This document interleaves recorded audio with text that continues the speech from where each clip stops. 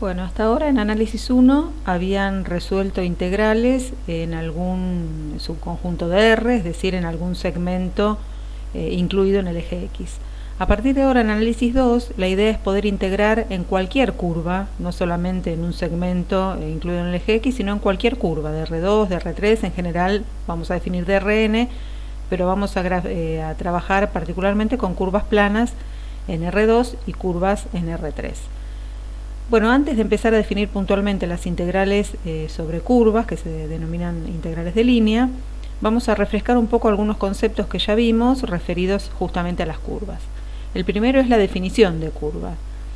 No sé si recuerdan, pero las curvas estaban asociadas a una función vectorial. Como indica acá, tenemos una función vectorial definida de un subconjunto de R en Rn y tenían que cumplirse dos condiciones para que su conjunto imagen se denomine formalmente una curva.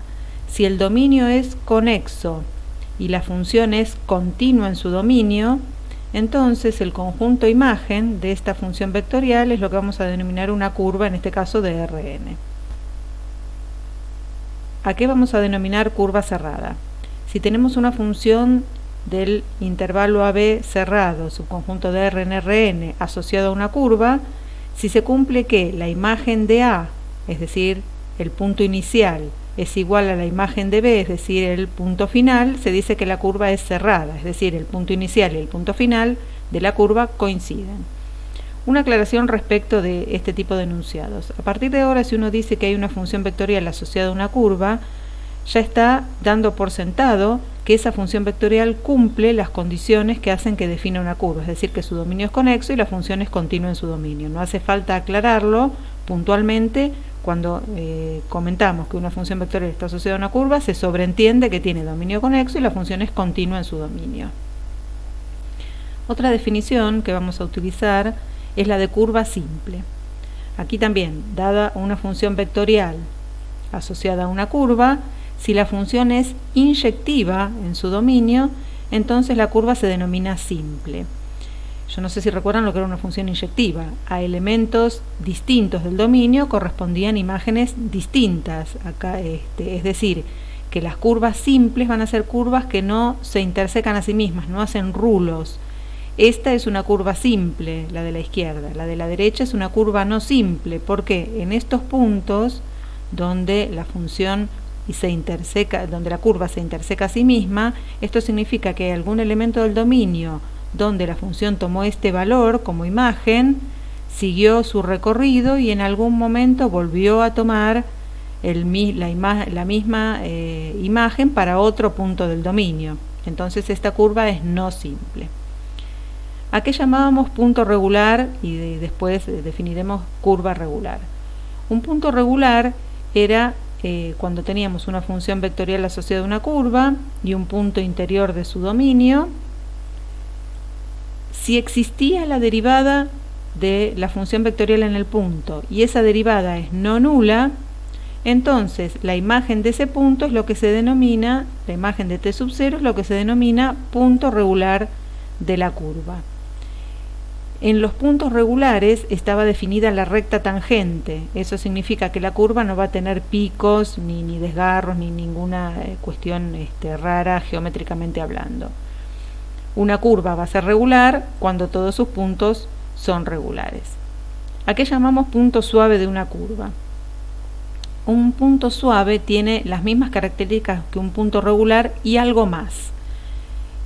Veamos, si tenemos una función vectorial asociada a una curva C y un punto t sub 0 interior de su dominio, entonces, si existe f' en t sub 0, f' en t sub 0 es distinto del vector nulo, dos condiciones que ya se cumplían para los puntos regulares, y además f' de t es continua en t sub 0, entonces la curva se denomina una curva, el punto imagen es un punto suave de la curva. Como indica acá, f de t sub 0 es un punto suave. Obviamente la curva va a ser suave cuando todos sus puntos son suaves. Que una curva sea suave es lo mejor que nos puede pasar, ya que una curva sea regular es una curva sin problemas geométricos. Pero acá, además de las condiciones de regularidad de que existe la derivada y es no nula, estamos agregando que la derivada sea continua. Así que con esto nos estamos garantizando que la función f es clase C1.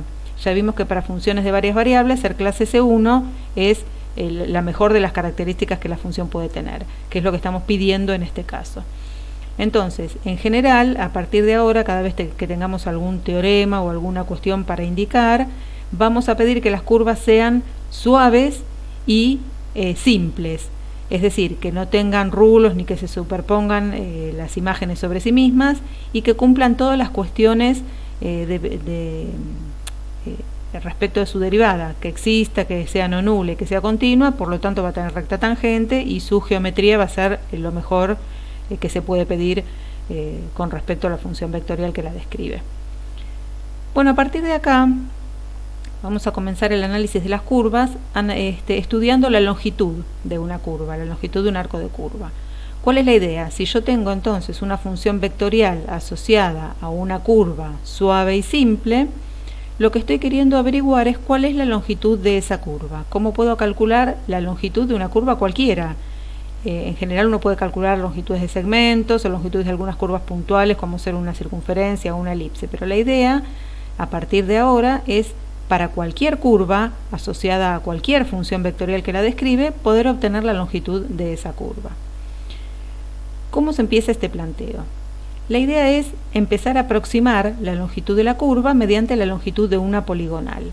Esa poligonal va a tener los vértices, el punto inicial, el punto final y los vértices que van a ser puntos que pertenecen a la curva. Como está acá, como se ve en este gráfico que estoy redondeando con el cursor, tenemos aquí una poligonal dibujada en rojo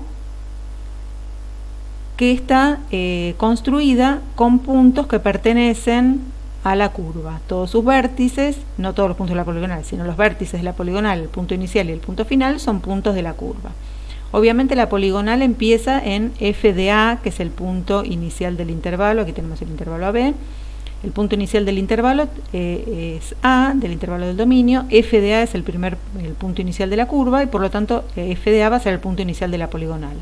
F de b, que es el punto final de la curva, va a ser el punto final de la poligonal. Y va a tener otros puntos intermedios que están funcionando como vértices. En este caso tenemos entonces una partición del intervalo AB en distintos puntos, como se indica aquí. El primer punto de la partición es t sub 0, que es igual a A, después tenemos otro t sub 1, t sub 2, etcétera, un t sub i, un punto intermedio cualquiera, y el punto final de la partición, que es B. A esta partición le asociamos una poligonal en el sentido de que cada uno de estos t sub 0, t sub 1, t sub 2 está asociado mediante la imagen de la función a un punto sobre la curva que va a funcionar como punto vértice o punto inicial o punto final de la poligonal. ¿Cómo obtenemos la longitud de la poligonal? Para obtener la longitud de la poligonal es obtener la longitud de cada uno de los segmentos que la forman, que sería la norma de f de t sub i menos f de t sub i menos 1, como se indica en esta fórmula que está escrita acá. Estos segmentos rojos son la diferencia entre los puntos inicial y final, y la norma va a dar la longitud de esos segmentos. Sumamos todas esas longitudes y obtenemos la longitud de la poligonal. Recuerden que la idea de armar esta poligonal y calcular su longitud es en realidad aproximar la longitud de la curva.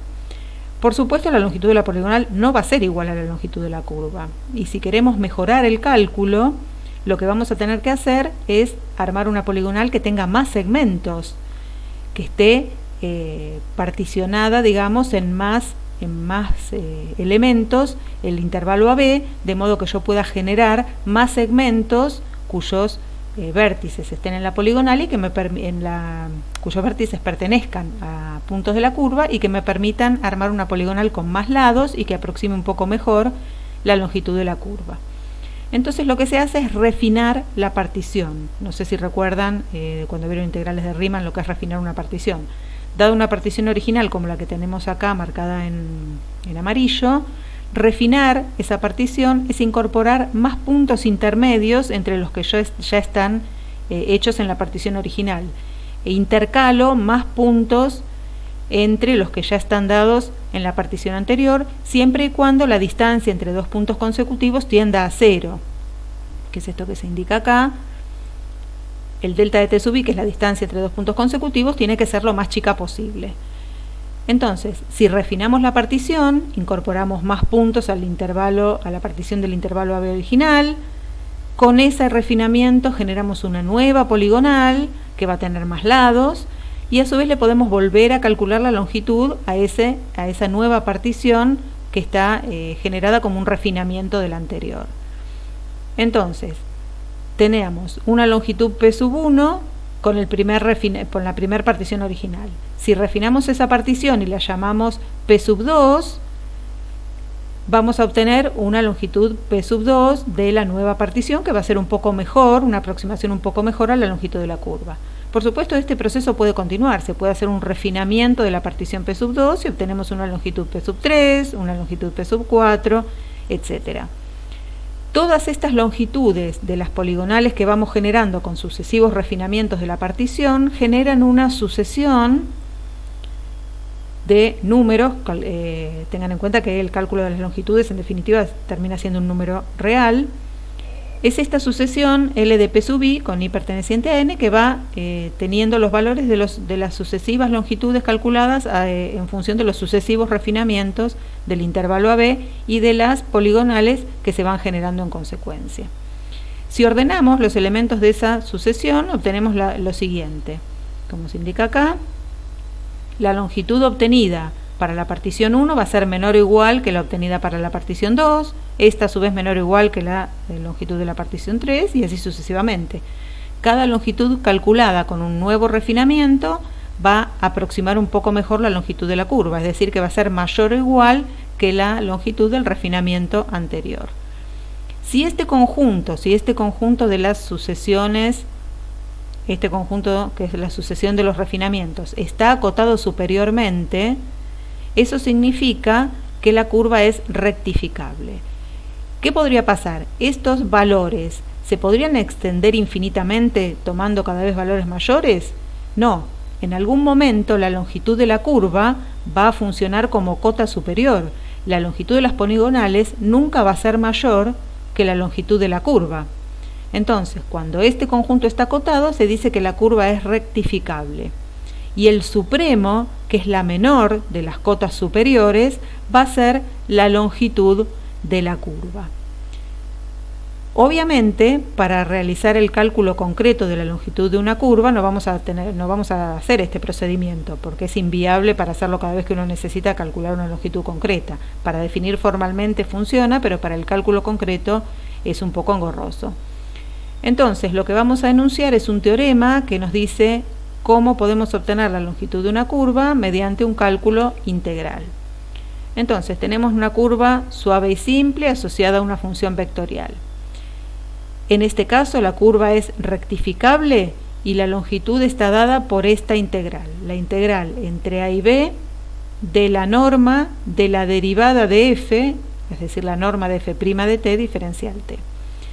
Esta expresión, que es un teorema, así que esto se puede deducir, permite el cálculo de la longitud de la curva, que está definida con la función vectorial que se indica acá arriba. En principio, el teorema está enunciado para curvas suaves y simples, pero si la curva es suave a trozos, como en el caso de este gráfico que está acá, esta curva C es la unión de C sub 1 y C sub 2 y unión C sub 3, si una curva es suave a trozos, se puede calcular la longitud total de la curva sumando las longitudes de esos trozos que resultan simples. Obviamente, los trozos en los cuales uno divide la curva tienen que ser tales que no haya intersección entre ellos, porque si no estaríamos superponiendo el cálculo de sus longitudes. Pero como se indica acá, si la curva C, los arcos de curva C son tales que resultan suaves siempre que la intersección entre todos esos arcos sea vacía, se puede calcular la longitud de la curva C sumando la longitud de todos los arcos suaves que la conforman. Otra cuestión es si la curva no es simple.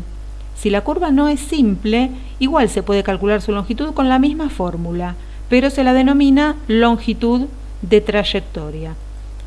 Entonces, si la curva no es simple, se hace la misma forma para el cálculo, la integral entre A y B de la norma de la derivada, pero se la denomina longitud de trayectoria.